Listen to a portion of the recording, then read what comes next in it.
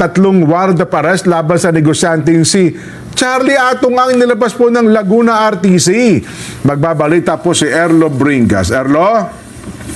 Jen, bukod doon sa inilabas na warrant of arrest kaninang tanghali ay nag-issue ng karagdagang 2 pang warrant of arrest na may kabuong saklod na ang Santa Cruz Laguna Regional Trial Court Branch 26 laban sa negosyanteng si Atong Ang at iba pa para sa kasong kidnapping at serious illegal detention ng mga nawawalang sabungero. Base sa warrant pirmado ni presiding judge Mary Jane Tipo Kahandabong at kinumpirma ni Prosecutor General Richard Anthony Padulyon, wala ring inirekomendang piyansa sa mga nasabing akusado.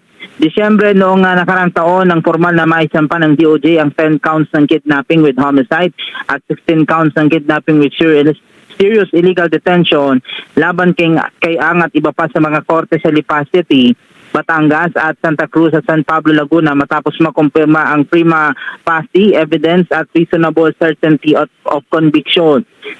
Ayon naman kay DOJ spokesman Paulo Martinez, may nauna ng issue na Immigration Lookout Bulletin o ILBO para abisuhan ang mga otoridad kung susubukin ni Ang na lumabas ng bansa maging ng mga akusado.